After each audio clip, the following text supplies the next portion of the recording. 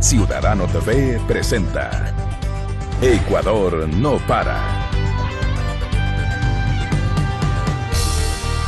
¿Qué tal, amigos? Bienvenidos una vez más al programa Ecuador no para. En esta ocasión hablaremos acerca de la coyuntura política, económica, social que está viviendo el país.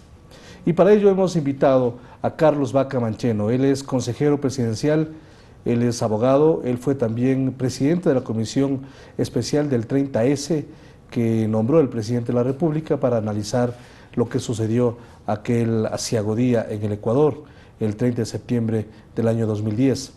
Tiene experiencia, por supuesto, en el tratamiento de estos temas y vamos a hacer una evaluación de lo que está pasando en el Ecuador, lo que está pasando en América Latina, en toda esta situación política y económica fundamentalmente.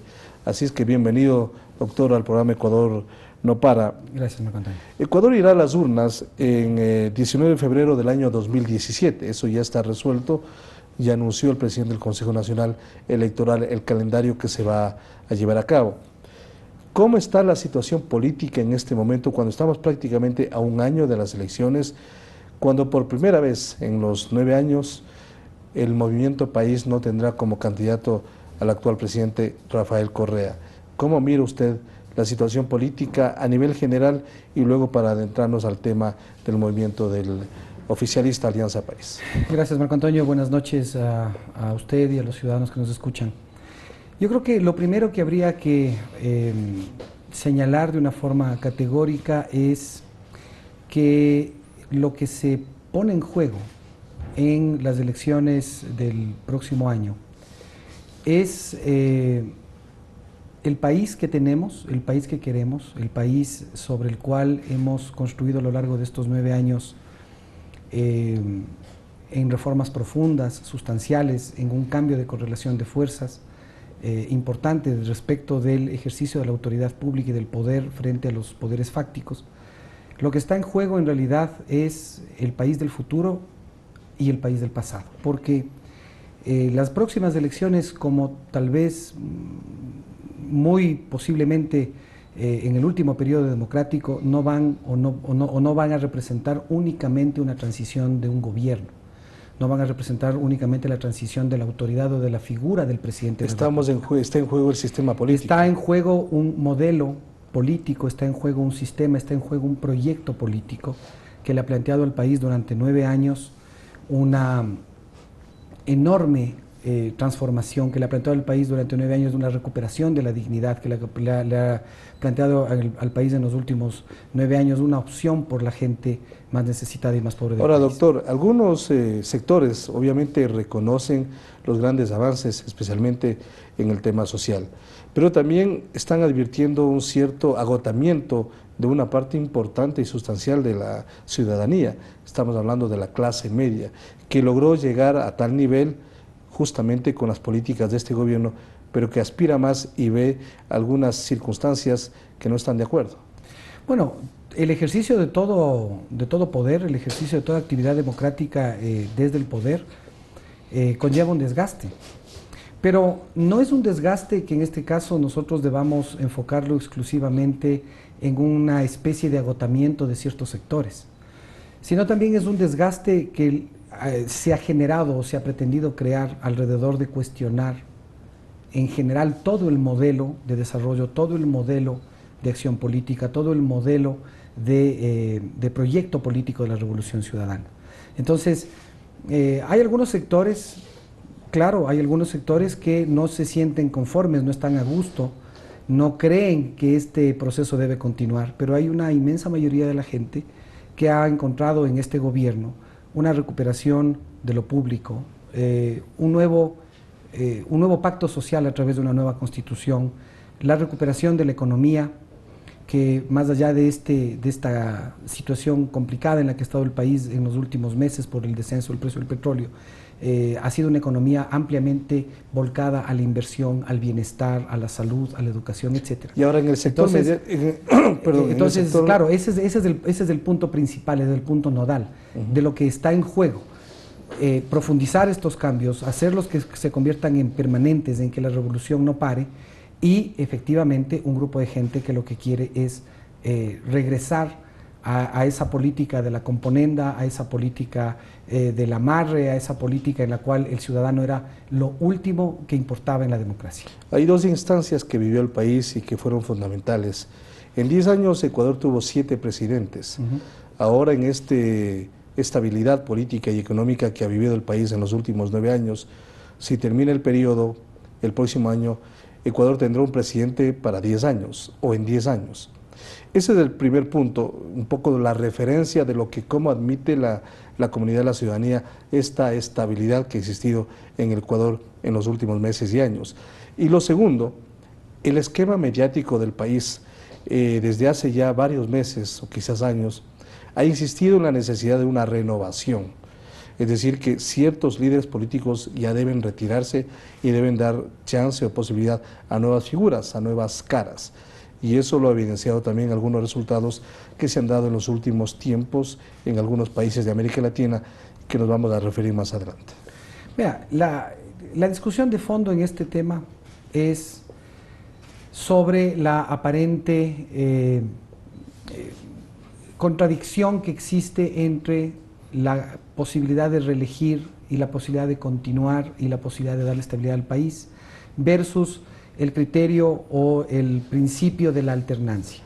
Es decir, lo que se ha tratado de posicionar a lo largo de todos estos últimos meses, digamos, por lo menos un par de años, desde que se puso en el tapete de la discusión nacional el tema de las enmiendas constitucionales que habilitaron la postulación para cargos públicos de las autoridades de elección popular, lo que se discutió o lo que se planteaba era si es que esto no afectaba a la alternancia. Y creo que la misma democracia ecuatoriana le ha demostrado al país y ha demostrado que ese es un debate que solamente se enfoca desde un interés político. Porque, por poner un caso, y por poner un caso que tiene que ver con el movimiento Alianza País. El movimiento Alianza País tenía un alcalde en Quito, tenía un alcalde en Cuenca. Se presentaron a las elecciones y en las elecciones fueron derrotados. Es decir, no se logró la continuidad. ¿Quién decidió la alternancia? ¿Quién decidió la continuidad? ¿Decidió el gobierno? ¿Decidió el alcalde? ¿Decidió la municipalidad? ¿Decidieron las estructuras institucionales? ¿O decidió la gente en las urnas? Pero más allá de esta decisión de la población que tiene legitimidad y cuyos resultados lo estamos mirando, también existe la necesidad de que los movimientos, los partidos políticos presenten otras figuras y otras alternativas. Ese también es parte de ese discurso. Claro, pero es que todo forma parte de un proceso de constante renovación. Todo forma parte de un proceso de constante cambio, de constante modificación, de ir actuando sobre la realidad de una manera que permita que se interprete y se sintonice la necesidad de la gente. Claro, si usted ve quienes en un primer momento estuvieron en el gobierno, quienes impulsaron la campaña de Rafael Correa, quienes llegaron al primer periodo de gobierno de Rafael Correa, muchas de esas personas salieron del Movimiento País, muchas de esas personas salieron del gobierno. Y ahora son oposición. Y ahora son la oposición que está hablando de la alternancia. Es decir, en el fondo, esa alternancia, en el fondo, esa renovación de cuadros, en el fondo, ese aparecimiento, esa irrupción de nuevas opciones, tiene mucho que ver con la decisión y con la voluntad mayoritaria. Y aquí se nos ha hecho pensar que la democracia y la mayoría es mala, que la continuidad es mala, que el tener una mayoría en la Asamblea es malo, que tener una adecuada coordinación con las funciones del Estado es malo. Nos han hecho creer que la democracia es la confrontación permanente del Poder Ejecutivo contra el Legislativo, del Legislativo contra el de control, que el de control contra el electoral. Nos han hecho pensar que solamente de esa manera podemos construir democracia. Es que eso es lo que vivía el país antes, es decir, un conflicto entre los diferentes sectores. Digamos, eso forma parte de una especie de historia o de una especie de carga genética atávica de los viejos políticos. Pero tampoco al extremo, como dice la oposición, de tener el control de todos los poderes del Estado. Lo que pasa es que debemos precisar respecto de ese tema que los poderes del Estado se originan de formas distintas. Es decir, no todos los poderes del Estado se originan de una manera unificada en la democracia. En la democracia, el poder ejecutivo y el poder legislativo se originan directamente de la voluntad popular, es decir, el ciudadano es el elector directo. En los otros poderes hay un poder delegado, por ponerlo de alguna manera, hay un gran elector, personas que inciden sobre la decisión, ya sea la asamblea, ya sean las ternas que manda el presidente, ya sean procesos de concursos meritocráticos, etc. Entonces, ¿qué termina ocurriendo? Termina ocurriendo que esos poderes por primera vez responden a una necesidad colectiva, a una necesidad nacional de gobernabilidad, a una necesidad nacional de empujar el país hacia el mismo rumbo. ¿Qué es lo que ocurría antes? Mire, solamente para poner un ejemplo, el detonante de la crisis que concluye con la salida de Lucio Gutiérrez del poder es la designación de la corte que después se le motejó como la Pichicorte. A dedo. A dedo. ¿Quiénes son los que motivan? ¿Quién es el asambleísta que mociona destituir a la Pichicorte y nombrar una nueva corte? Luis Villasís, del ex MPD, ahora Unidad Popular. Él es el que mociona en la asamblea. Y ahí están los votos de los partidos políticos que hoy se llenan la boca hablando de alternabilidad y de democracia, que se llenan la boca diciendo que quieren una democracia que no esté atada ni comprometida a los intereses del Ejecutivo. Son esos partidos y esos políticos los que de un plumazo se votaron abajo una corte que había sido elegida con un concurso meritocrático. Y de un plumazo nombraron jueces, y de un plumazo los pusieron en la corte. Ahora, doctor, en las actuales circunstancias, el Movimiento País tiene dos figuras visibles, y una de ellas probablemente será el candidato a la presidencia de la República. Reiteramos, es la primera ocasión que en 9 años el movimiento de gobierno estará sin Rafael Correa como candidato a la presidencia. Estamos hablando de Lenín Moreno y estamos hablando de Jorge Glass. ¿Cómo va a ser este proceso al interior de Alianza País con participación ciudadana para escoger al mejor candidato que seguramente estará entre los mencionados? Claro, yo creo que aquí debemos, además de esos dos nombres, del nombre de nuestro vicepresidente en funciones Jorge Glass y de nuestro vicepresidente, nuestro ex vicepresidente Lenín Moreno, ambos cuadros comprometidos, ambos cuadros clarísimos para continuar el proceso de la Revolución Ciudadana, creo que aquí además hay que dar un paso hacia arriba y hacia adelante. La discusión es la discusión de cómo profundizar el proceso. La discusión es la discusión de cómo hacer que esto sea más, que sea irreversible, que continúe este proyecto Pero político. se necesita un líder fuerte. Claro, entonces, una de las discusiones principales, más allá de las personas, es el contenido de los planes de gobierno. Es decir, ¿qué vamos a hacer? ¿Qué le vamos a ofrecer al país? ¿Qué le vamos a proponer al país en una nueva fase en la cual concluye el líder Rafael Correa su mandato y arranca, esperamos que con la voluntad de la gente, arranca un nuevo presidente también del Movimiento Alianza País? En ese tema no existe Entonces, claridad. Claro, en ese tema, ¿qué es lo que importa? Lo que importa fundamentalmente, además o más allá de las figuras, más allá de los liderazgos fuertes que pueden tener Lenin, que puede tener Jorge, que pueden tener el propio José Serrano, que pueden tener otros compañeros que el propio presidente los ha mencionado como compañeros que potencialmente pueden tomarle la posta. Aquí hay un elemento que es fundamental: ¿qué le vamos a proponer al país? Y para que no sea la construcción de 4 o de 5 o de 6 expertos que se encierran en un lugar a escribir un programa de gobierno y a pensar o interpretar lo que la gente posiblemente quiere, este proceso de hacer un plan de gobierno con la intervención de la gente, de compartir con la gente sus observaciones, sus criterios, sus críticas, sus observaciones democráticas a lo que pudimos haber hecho mejor, a lo que no hicimos en su debido momento, es lo que debe motivar y está motivando al Movimiento País a arrancar desde hace unas pocas semanas y que se proyectarán hasta posiblemente el mes de mayo, una serie de conferencias ideológicas a nivel nacional. Es decir, ¿no fue suficiente o no ha sido suficiente estos 9 años de gobierno para tener claro hacia dónde se quiere caminar?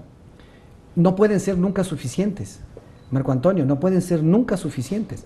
Transformar un país que estuvo por décadas abandonado.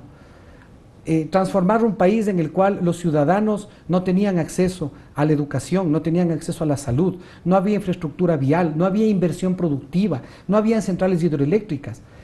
O sea, es muy fácil, puede resultar muy fácil para algunas personas hablar de la transición o de la alternabilidad o hablar de que ya han tenido mucho tiempo en el poder.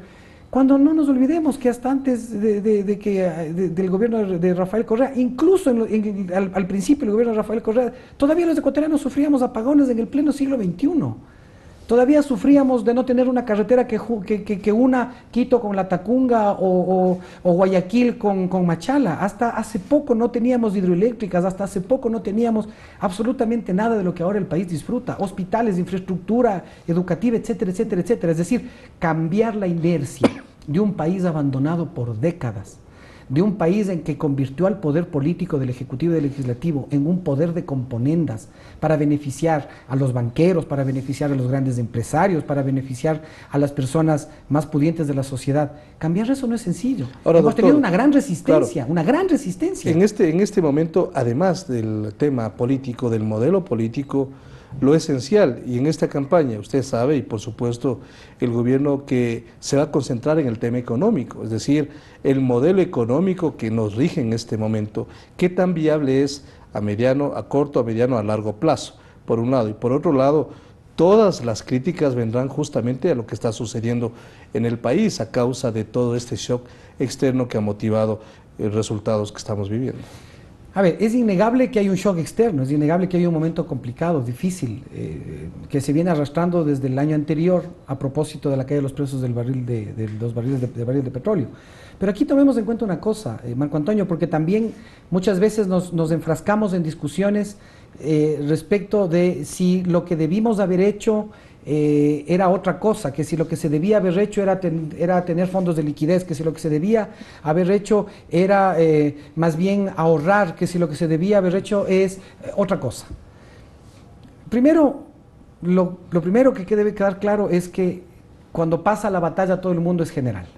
En el fragor del combate, en el fragor de esta lucha, de esta disputa permanente de transformar el país, se tienen que tomar decisiones. Y las decisiones que ha tomado el gobierno le han permitido al país soportar un impacto externo tan brutal como el que hemos tenido, con afectaciones, pero que en la práctica son afectaciones todavía mínimas y que esperamos que sigan siendo mínimas. Vamos a hacer una pausa en este momento y luego regresaremos en este diálogo con Carlos Vaca Mancheno, asesor presidencial, analizando la coyuntura política, económica, social que vive el Ecuador. Enseguida regresamos con ustedes. Ya volvemos con Ecuador no para.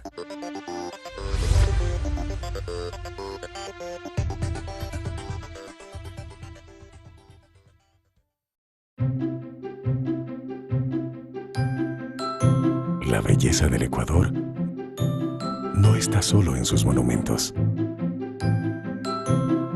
en sus montañas, en sus costas, en su Amazonía, o en sus atractivos turísticos, o en sus experiencias únicas. Está en tu alegría, en tu calidez y honestidad, en la forma cariñosa de recibir a los turistas y en tu hospitalidad. Así convertimos al Ecuador en potencia turística, porque su belleza está en la gente. La Agencia Andes, la primera agencia de noticias del Ecuador, te invita a conocer su agenda diaria informativa con la actualidad política, económica, deportiva y cultural de nuestro país. Ingresa a www.andes.info.es, donde podrás disfrutar de nuestros reportajes especiales, fotografías de todos los rincones del país y demás productos audiovisuales. Sigue nuestras noticias en Facebook, Twitter, YouTube y Flickr. Agencia Andes, la primera agencia de noticias del Ecuador.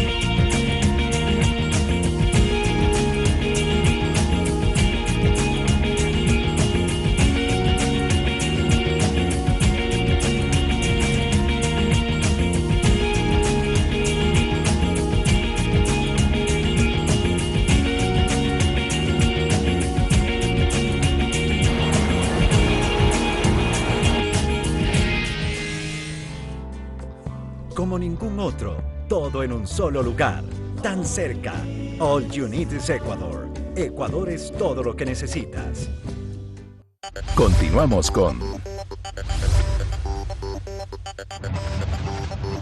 Ecuador no para.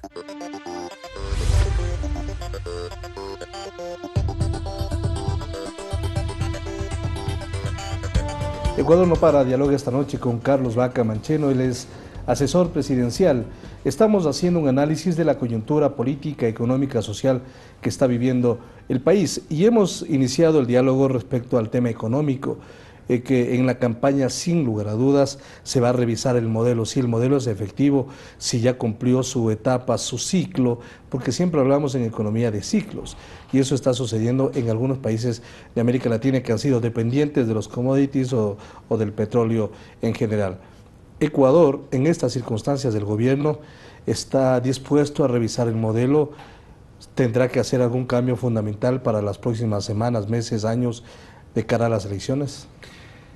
Yo insisto en creer lo que decíamos al cierre del segmento anterior, Marco Antonio, yo insisto en pensar en que las decisiones que ha tomado el gobierno han permitido que todo este impacto externo, incluso el impacto, por ejemplo, del fenómeno del Niño, incluso el impacto de un fenómeno natural como por ejemplo fue el tema del volcán Cotopaxi, se haya logrado mantener dentro de parámetros aceptables en los cuales la crisis no la pague la gente más pobre, en el que la crisis no la pague la gente más necesitada.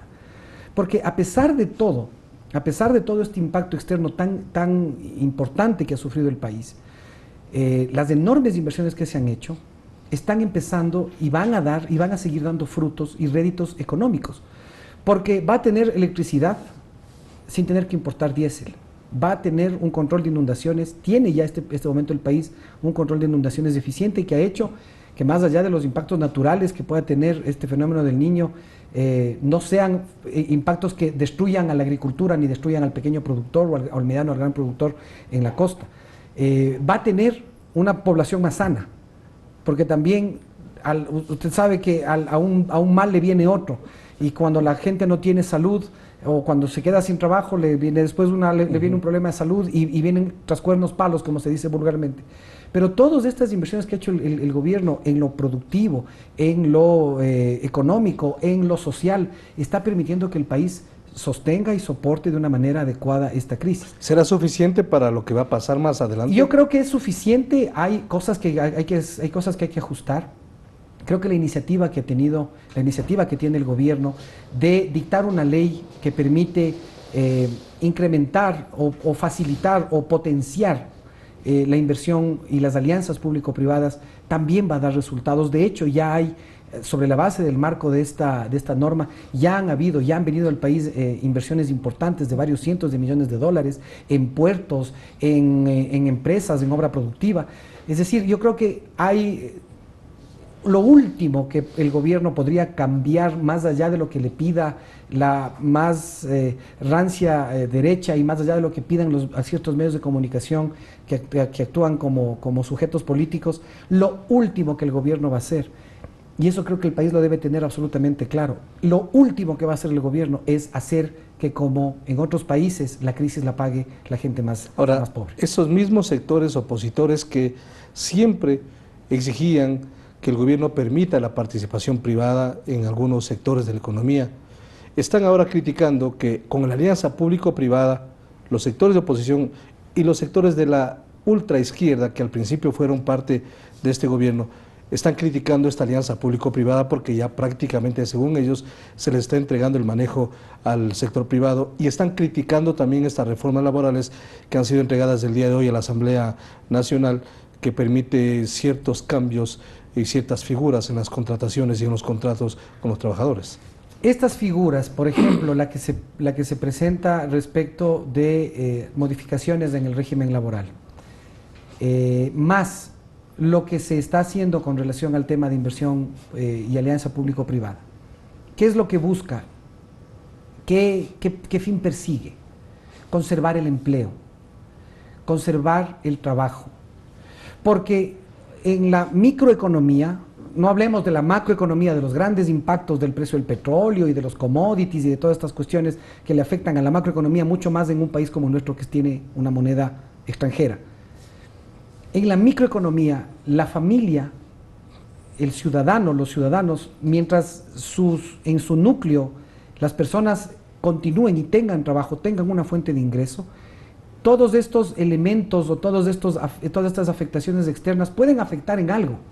Pueden hacer que medianamente reduzca en algo el consumo, puede ser que en algo perjudique algunas otras inversiones que podían haberse hecho con sus sueldos y salarios, puede ser que afecte actividades de naturaleza más suntuarias, por ejemplo, alguna cuestión que tenga que ver con turismo, con desplazamiento, con viajes, con ese tipo de cosas. Pero mientras se conserve el empleo, mientras se conserva el trabajo en el núcleo familiar, la crisis no afecta, no golpea, este shock externo no hace que la gente entre en un estado de angustia, de desesperación. Lo que se buscan con estas medidas es proteger el empleo, es darle herramientas al trabajador, pero también al empresario, para que el empleo pueda conservarse. Eso es lo fundamental. El empleo se conserva no con palabras, Marco Antonio, el empleo no se conserva haciendo bonitos eventos en lugares de una ciudad, diciendo yo, si es que fuera presidente, haría tal cosa. El empleo se conserva tomando medidas, tomando decisiones. Y entonces, parte de esto es, promovamos el empleo joven, hagamos que el gobierno, el Estado, asuma la seguridad social para que eso implique un costo también menor para el empresario contratar nuevos empleados. Hagamos que se permita que se reduzca en algo el número de horas de 8 a 6 en una especie de paro parcial, para que en lugar de tener que despedir, todos los trabajadores puedan, juntando el hombro, trabajar menos en horas, pero conservar sus empleos, conservar sus ingresos.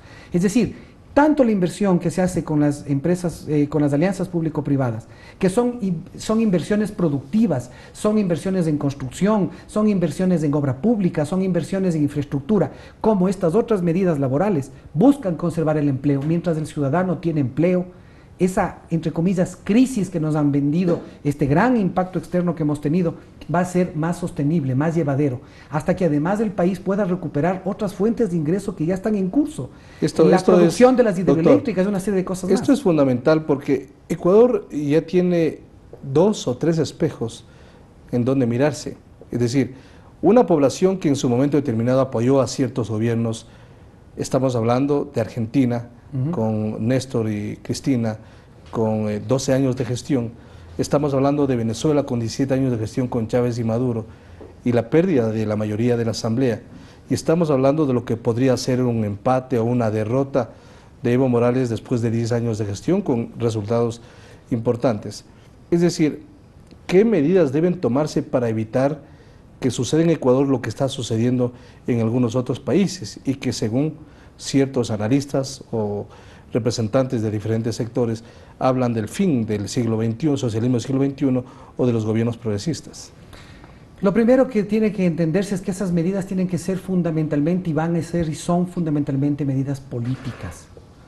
Porque detrás de la economía, detrás del bienestar de la gente, detrás del empleo, detrás de la inversión pública, detrás de la infraestructura en carreteras, detrás de todo lo que el país tiene ahora, hay una opción política. Porque si fuera un gobierno de derecha, si fuera un gobierno neoliberal, ¿qué habría hecho ese gobierno neoliberal? Habría tomado la bonanza petrolera, entre comillas, o habría tomado el precio del petróleo elevado y lo habría destinado a pagar la deuda externa. Y lo habría destinado a beneficiar a los sectores de la banca y a los exportadores. ¿Qué es lo que hizo? Detrás de todo este bienestar que se ha generado en estos 9 años, para el común de los ciudadanos, hay una opción política. E igual, detrás de todas estas medidas que se tienen que tomar y que se siguen tomando, hay opciones políticas y las medidas tienen que ser políticas. Una de ellas es que, como usted lo ha dicho, Marco Antonio, mirémonos en el espejo de lo que está pasando. Mirémonos en el espejo de lo que está, por ejemplo, pasando con Argentina. Más allá de que no conozco en total profundidad algunos de los factores, a mí sí me llega y me ha llegado las noticias y he podido leer muchísima información respecto de lo que ocurre en Argentina. Mañana hay un paro nacional en Argentina. Hay cientos de miles de personas despedidas, hay el cierre de los medios públicos, hay prácticamente la postración del poder a un grupo mediático en Argentina, que es el Clarín. Hay una postura, hay una posición de volver como una especie de péndulo de un estado de bienestar, de un estado que cuida y protege a los más necesitados, al otro extremo, a los más necesitados que paguen la crisis, los más pobres que paguen la crisis, si no tienen trabajo, qué pena, si no tienen vías de solución, qué pena, pero nosotros vamos a quedar bien nosotros. Pero eso votó la gente, es decir, hay cierta ¿Pero cantidad cómo votó de la gente, gente, Marco que Antonio? desencantó de los Kirchner en algún momento y votó por Macri, que era el extremo de la extrema derecha y la gente lo sabía, pero votó por Macri. Vea, yo no voy a decir el nombre del presidente, pero porque no se trata de eso, pero había un dicho en la política ecuatoriana que decía: 1 millón de personas votamos por fulano y en menos de 5 meses somos 1 millón de arrepentidos. Claro, ¿cómo votó la gente? ¿Qué discurso le vendieron a la gente? Ese mismo discurso que le venden ahora y que le van a querer vender al ecuatoriano. Es que necesitamos cambiar, necesitamos aires nuevos, necesitamos rostros nuevos, necesitamos que ya haya un cambio, que haya una alternabilidad, que venga otro presidente de otro partido político, de otra tendencia ideológica. Y le venden a la gente la idea del cambio, del supuesto cambio. ¿Qué es lo que estaba detrás de ese supuesto cambio? Y hoy lamentablemente hay un país que sufre el haber comprado todo ese marketing político que hicieron alrededor de la figura del señor Macri. Todo ese marketing, todo ese ataque interno que sufrió el señor Scioli entre las distintas tendencias del peronismo. ¿Es una población manipulable? Ese es un riesgo. Yo no digo que sea manipulable, lo que digo es que finalmente para esas personas y para esas tesis, la política es como vender salsa de tomate.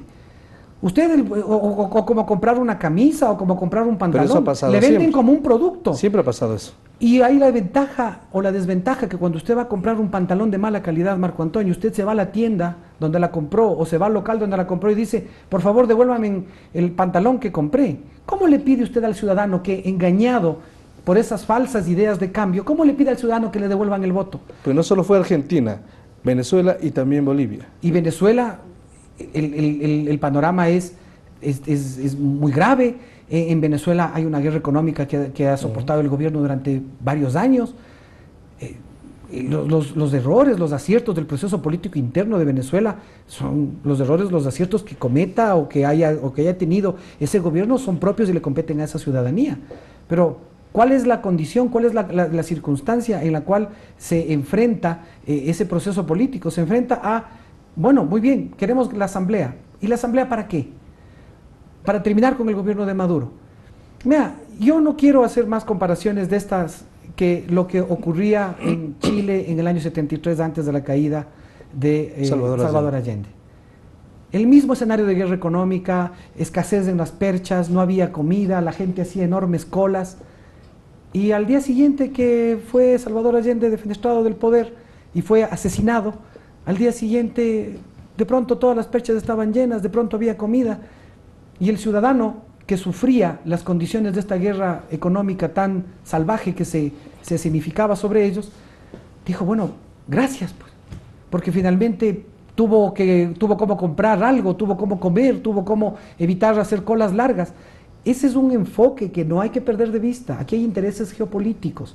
Ecuador, Venezuela, Bolivia, Nicaragua, Argentina, Brasil, son países que forman parte de una comunidad internacional en la que hay intereses geopolíticos, que no son los intereses geopolíticos necesariamente de estas propias naciones, sino incluso intereses geopolíticos de potencias extranjeras. Y esos intereses, no hay que perder de vista claro, y esos eso. intereses geopolíticos también están en el Ecuador. Por supuesto. Es decir, todo este conflicto que ha vivido el país en el último año, con algunos sectores que han salido a las calles, se han expresado en algunos casos de manera muy violenta, es parte de todo una trama que se ha montado. Pero ¿cómo entender esta división que existe en Bolivia y que indudablemente así se ha presentado en este momento? Miren, esto nuevamente, al hablar del tema, por ejemplo, boliviano, de esta situación en relación al referéndum que pasó hace un par de días en Bolivia, esta es una nueva demostración. Lo que pasó en Argentina, lo que pasa en Venezuela, ahora lo que pasa en Bolivia, es una nueva demostración de que hay que abrir muy bien los ojos, de que los ecuatorianos tienen que abrir y tenemos que abrir todos muy bien los ojos, porque hay todavía poderes fácticos, hay todavía poderes que están detrás de generar este divorcio entre el ciudadano, entre el mandatario y el mandante. Hay que estar muy atentos. Estas denuncias de aparente corrupción que se levantaron en contra de Evo Morales para tratar de cuestionarlo, de socavar su base política, de generar insatisfacción, de desagrado en la gente, son acciones que se ejecutan dentro de un contexto, a través de medios de comunicación, por medio de opositores políticos. Y si la ciudadanía no está clara, no abre los ojos, no se da cuenta de que hay intereses que están tratando de mover esa sensación, esa aparente sensación de cansancio, de desagrado, pero para otras cosas, el gas, los minerales de Bolivia, la posición de dignidad de Bolivia, los recursos que tiene. Es la primera vez en toda la historia republicana de Bolivia que hay un presidente indígena. Es decir, estas son cosas que no pueden estar fuera del análisis, fuera del discurso. El tema fue más allá, que pocas horas antes del referéndum hubo un asalto a una alcaldía. Además del tema del Alto, ¿no? Además Uh-huh. del tema del asalto de la alcaldía del Alto. Es decir, no solamente generan las tesis, unas supuestas tesis de corruptelas o de afectación a la imagen del presidente Morales, sino que además se encabeza una acción violenta en la que hay muertos. ¿Cuál es la situación del ciudadano común? ¿Cuál es la situación del ciudadano común que no consume política, que trata de vivir su vida en forma tranquila, amable, pacífica?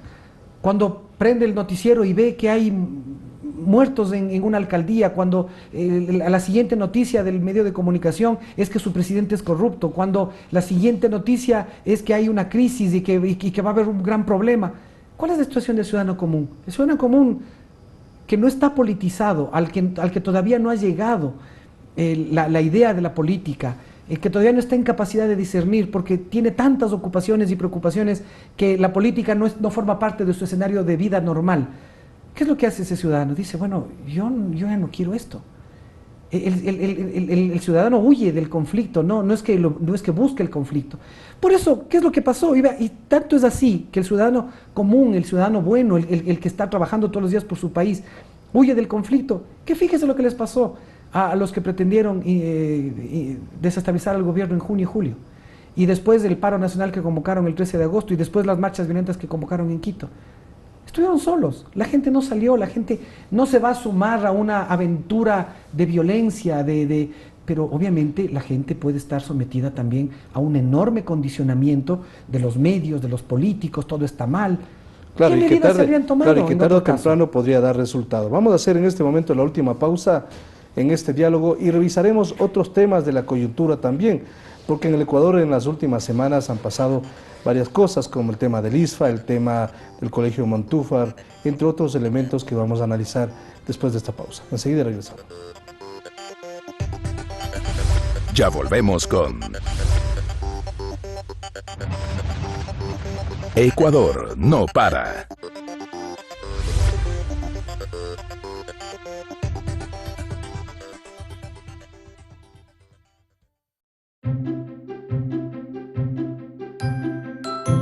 La belleza del Ecuador no está solo en sus monumentos, en sus montañas, en sus costas, en su Amazonía, o en sus atractivos turísticos, o en sus experiencias únicas. Está en tu alegría, en tu calidez y honestidad, en la forma cariñosa de recibir a los turistas y en tu hospitalidad. Así convertimos al Ecuador en potencia turística, porque su belleza está en la gente. La agencia Andes, la primera agencia de noticias del Ecuador, te invita a conocer su agenda diaria informativa con la actualidad política, económica, deportiva y cultural de nuestro país. Ingresa a www.andes.info.es, donde podrás disfrutar de nuestros reportajes especiales, fotografías de todos los rincones del país y demás productos audiovisuales. Sigue nuestras noticias en Facebook, Twitter, YouTube y Flickr. Agencia Andes, la primera agencia de noticias del Ecuador. Continuamos con Ecuador no para.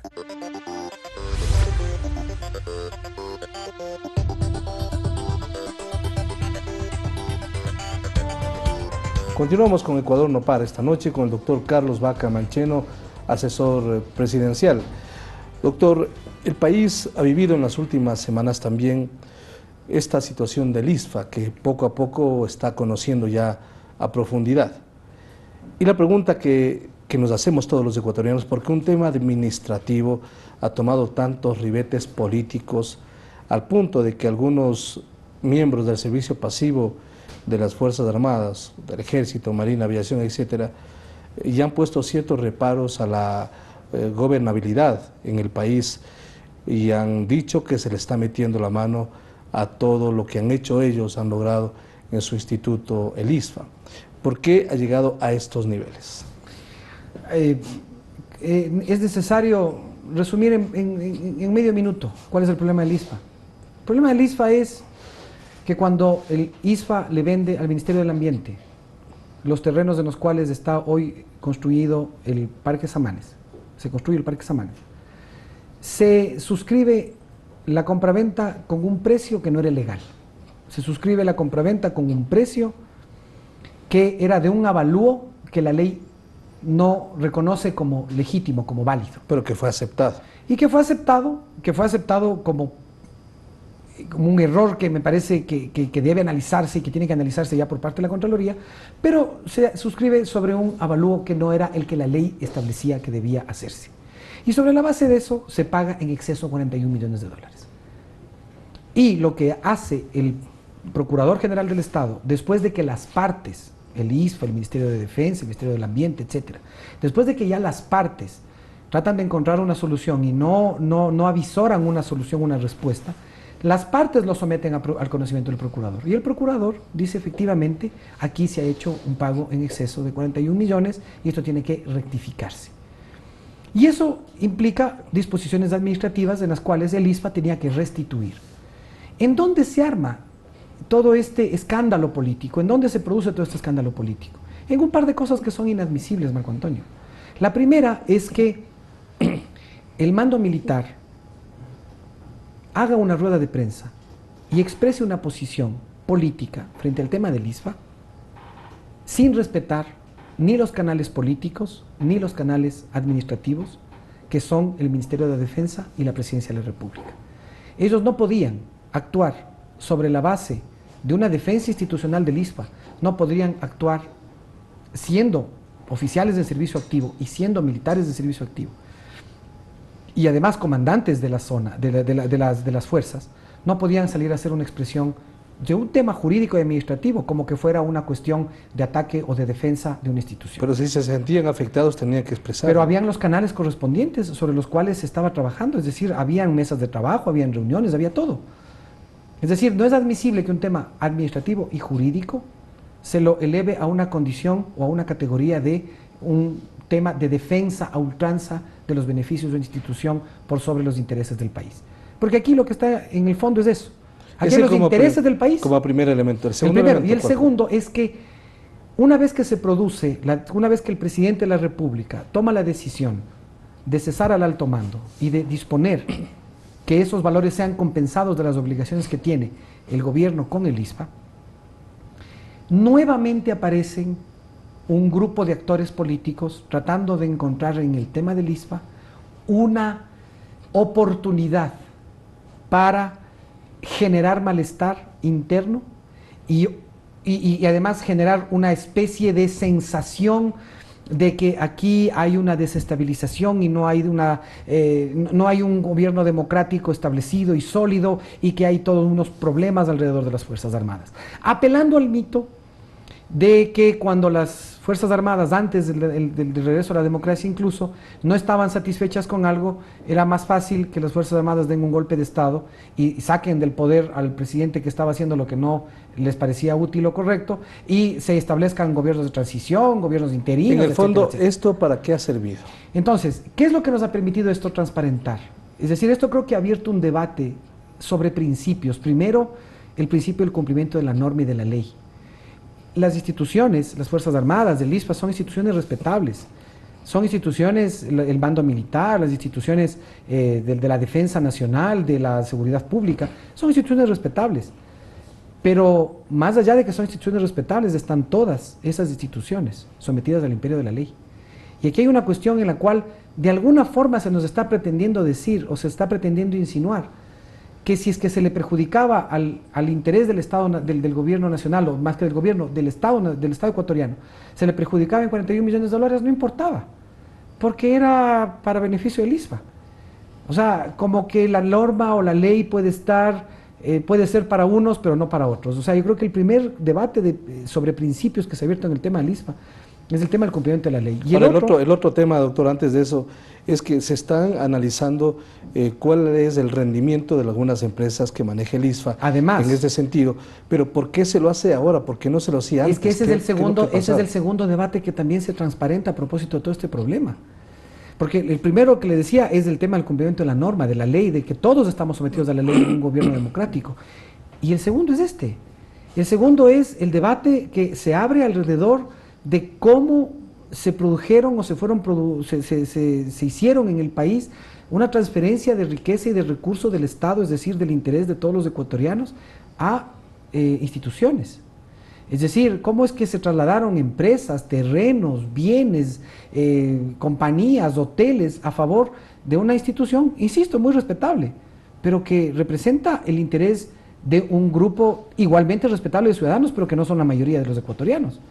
Es decir, aquí el segundo debate de fondo que se abrió alrededor de este tema es un poco mirar qué había pasado con el país del pasado, en el cual todos estos bienes, toda esta riqueza se trasladaba de una manera en la que no había ni consenso ni sentido de beneficio, sino grupal, de gremio, de institución. Y ahí hay una cuestión además que también nos ha planteado un tercer debate de fondo, un tercer debate sobre principios, y es sobre el país que tenemos y el país que queremos construir.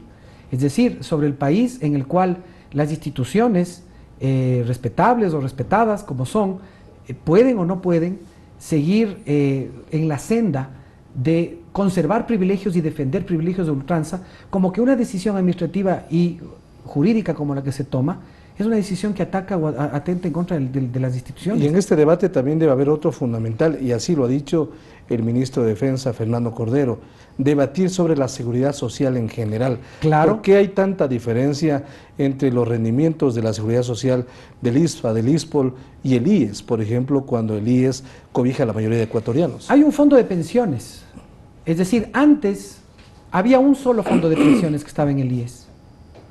Después, gobiernos neoliberales deciden crear el ISFA y el ISPOL como instituciones de seguridad social, digamos, para esas instituciones, como órganos de seguridad social para esas instituciones. Pero en el fondo, lo que usted menciona, Marco Antonio, hay una discusión respecto al fondo de pensiones. ¿Cuántos años debe aportar un civil y con qué jubilación sale? ¿Cuántos años debe aportar un militar y con qué pensión sale? ¿Cuántos años debe aportar un policía y con qué pensión sale? ¿Quién cubre la diferencia? Y esa diferencia la cubre el Estado, la cubre el gobierno, a través no solo del aporte patronal, sino también a través de un subsidio, que en el caso del ISPA y del ISPOL es de cerca del 60%. Ese es el momento para discutir. Entonces, eso cuando estamos entrando en un contexto político electoral. Creo que es, vea, y esa es otra cosa, Marco Antonio, se tienen que tomar decisiones para gobernar, se tienen que tomar decisiones. Y tomar decisiones no significa, y bajo ningún punto de vista puede estar supeditado al cálculo de si estamos o no cerca de las elecciones. El presidente lo ha dicho, yo gobernaré hasta el último de mis días, y yo voy a transformar este país y gobernaré hasta el último de mis días. Y en este caso, muchos podrán decir que no era oportuno, que estábamos cerca de elecciones, que para qué abrirnos un frente, y que era lo más cómodo para el presidente, que era lo más cómodo para el gobierno, mirar para otro lado. ¿Qué habría pasado si el presidente miraba para otro lado y decía, bueno, ya entonces dejemos el tema del ISFA y ya que se lleven los 41 millones de dólares del pago en exceso a la institución y ya, hagámonos de la vista gorda? Posiblemente todos estarían contentos y aplaudiendo y nadie reclamaría nada. Pero cuando usted tiene que cambiar el país y obra sobre la base de principios, usted tiene que tomar decisiones que muchas veces a algunas personas les van a parecer que les afecta, pero que hay que tomarlas. Porque, y eso, con esto quiero cerrar esta última idea que le decía antes, Marco Antonio. Se toma una decisión que tiene que ver con una cuestión jurídica y administrativa en el ISFA, ¿y qué es lo que le dicen los militares, los políticos en servicio pasivo, como les digo yo? Porque no son militares en servicio pasivo, son políticos en servicio pasivo. ¿Qué le dicen los políticos de servicio pasivo? Que le están queriendo afectar a las Fuerzas Armadas, que le están atentando a la majestad de las Fuerzas Armadas, que la vencedora del CENEPA está siendo humillada por un... Por favor, ubiquen las cosas. No utilicen a las Fuerzas Armadas, a las que ellos dicen representar y respetar y admirar, como la gran mayoría de los ecuatorianos lo hacemos. No la utilicen como botín y plataforma política para levantar cualquier tesis. Respeten a esas Fuerzas Armadas, gloriosas Fuerzas Armadas. Respeten a ese cuerpo militar y policial que se juega la vida defendiendo la soberanía y la integridad nacional. Respétenlo. Dejen de utilizarlo como plataforma, como catapulta para decir, es que aquí nos están afectando, es que nos están dañando. Ninguna pensión militar o policial se encuentra impaga. Ninguna pensión militar o policial no ha recibido el subsidio que les se paga de los tributos de los ecuatorianos. El gobierno ha garantizado, y para terminar esa disputa, ese aprovechamiento, ese manoseo político que han hecho del ISFA y del ISPOL, algunas personas con mala voluntad. El propio presidente pidió que en las enmiendas del noviembre que se aprobaron en diciembre del 2015 se incluya expresamente la garantía del Estado y del gobierno de cubrir las pensiones de retiro militar y policial. Y de esto se garantizó a través de la enmienda. En otro tema, ya en esta parte final, el país vio con asombro la violencia que generó una medida administrativa local en un colegio público en la capital ecuatoriana, el Colegio Montúfar. Estas agresiones de ciertos estudiantes en contra de la policía, una mujer policía que casi pierde la vida al recibir prácticamente una piedra en su cabeza, en su espalda. ¿Por qué se genera tanta violencia así? ¿Por qué llegamos hasta ese punto en este momento? Marco Antonio, hablar sobre el tema del Colegio Montúfar es terriblemente triste para mí. Se lo digo con sinceridad, se lo digo incluso desde la perspectiva personal. Yo tengo el enorme honor de haber hecho toda mi secundaria en el Colegio Nacional Montúfar. Yo crecí en ese colegio, yo empecé a hablar de política, a debatir, a discutir de política en ese colegio. Y es profundamente triste para mí ver cómo se ha tergiversado, se ha banalizado tanto la protesta, se ha banalizado tanto el debate, como para que un grupo de muchachos, un grupo de jóvenes, de estudiantes, que fueron mis compañeros, son mis compañeros, podría decirles en la distancia, porque yo me gradué en el Colegio Montúfar, estuve los 6 años de allí, los representé muchas veces en actividades académicas, en actividades políticas. Le digo, realmente me causa mucho dolor ver cómo se ha banalizado la acción de la política para que jóvenes del colegio, compañeros del colegio, hayan hecho lo que hicieron, con una barbaridad, de una forma tan bárbara, con una barbarie tan inexplicable. Yo no podría generalizar y decir que fueron absolutamente todos, creo que habría que ser también justo. Habrá muchos jóvenes, habrá muchos estudiantes que no se sumaron, pero lamentablemente vuelve a ocurrir en este país que esa pequeña minoría de gente violenta, que esa pequeña minoría de gente que forma parte del ex-MPD, que forma parte de estos grupos, que lo primero que hacen cuando entre comillas salen a protestar es ponerse máscaras para que no se les vean las caras, denostando, ¿no?, de la legitimidad de protestar con el rostro abierto. Qué pena que nuevamente vuelva a pasar en el país que un minúsculo grupo mancha el nombre de la gran mayoría, que un minúsculo grupo de violentos, de gente que está completamente equivocada en reaccionar de la forma violenta y salvaje que reaccionaron en contra de la policía y en contra de sus propios compañeros. Qué pena que ese pequeño grupo manche el nombre de todos, de la gran mayoría, de los que son y de los que fuimos del Colegio Montúfar, claro, con un agravante, Marco Antonio, y en eso yo me dirijo a mis compañeros del colegio. Yo pasé toda mi secundaria en la peor época para los derechos humanos y la democracia en este país. Yo fui estudiante del Colegio Montúfar durante justamente el tiempo en el que León Febres Cordero era presidente de la República. Vayan y pregunten, compañeros, ustedes que son del Montúfar, vayan y pregunten por qué salía el Montúfar a las calles. Vayan y pregunten qué es lo que el Montúfar levantaba como tesis, al igual que lo hacían los compañeros del Colegio Mejía, al igual que lo hacían las compañeras de Manuela Cañizares. Vayan y pregunten. Salíamos en contra de los paquetazos, en contra de las devaluaciones, en contra de la subida de los buses, en contra de la subida de los servicios de luz, agua, electricidad. Vayan, pregunten cuáles eran nuestras tesis. Nosotros queríamos democracia, que no se violen los derechos humanos de la gente. Vayan y pregunten. Hay un compañero que fue asesinado en los patios del Colegio Montúfar por una policía que en ese entonces tenía carta blanca para disparar y matar. Vayan y pregunten. Y comparen ese Colegio Montúfar histórico y comparen esa lucha social de la que ustedes se llenan la boca. Comparen con lo que acaban de hacer con esta pobre policía o con lo que han hecho con el nombre del colegio. Salir a reclamar porque 12 profesores fueron, o 12 o 14 o 10, los que hayan sido, fueron reubicados en otro colegio. ¿A ustedes les parece que eso es hacer nombre del honor de un colegio como el Colegio Montúfar en Quito?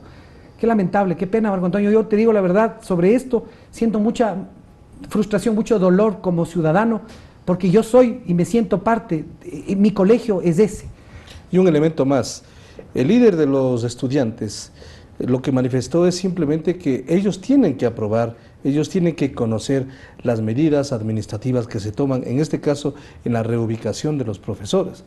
Entonces, la pregunta es, ¿el ministerio tiene que pedir permiso a los estudiantes para que tomar decisiones? ¿El gobierno debe consensuar con ellos para evitar este tipo de violencia? No, Antonio, bajo ningún punto de vista. Bajo ningún punto de vista. O sea, insisto, se banaliza. Esto es una banalización de una protesta o de un reclamo que pudieran haber hecho los estudiantes. Se ha banalizado, se ha convertido en una moneda banal, en algo que no tiene valor, en algo que no tiene sentido, en algo que no tiene ni pies ni cabeza.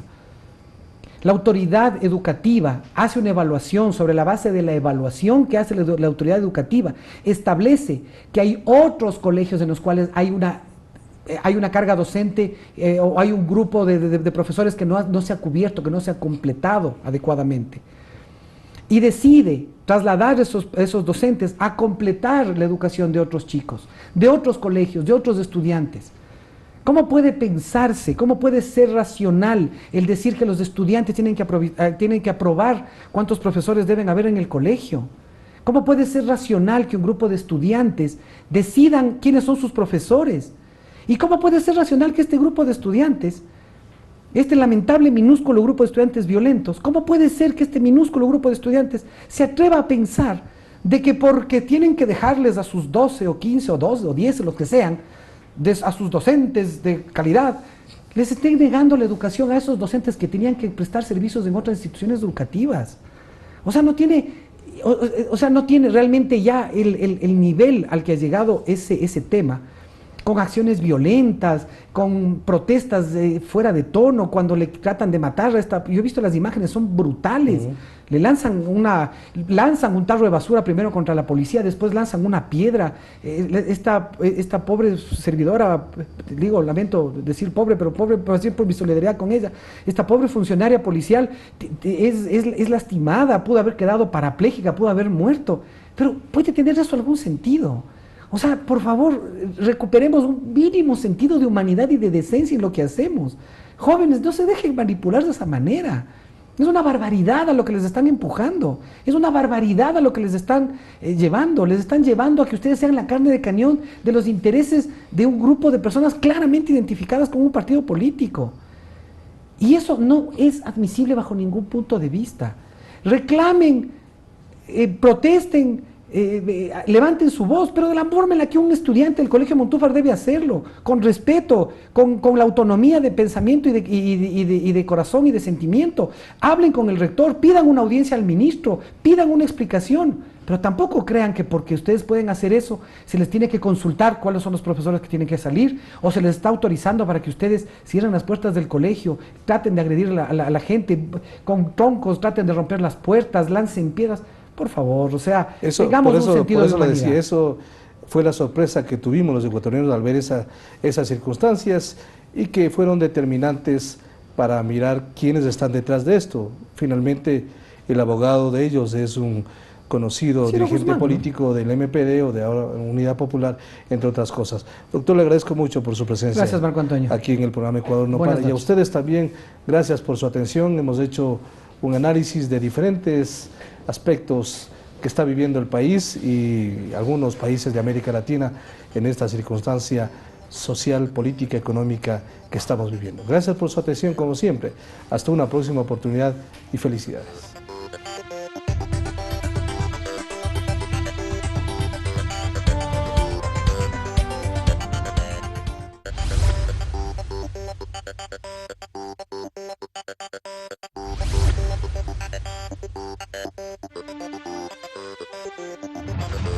Ciudadano TV presentó Ecuador no para.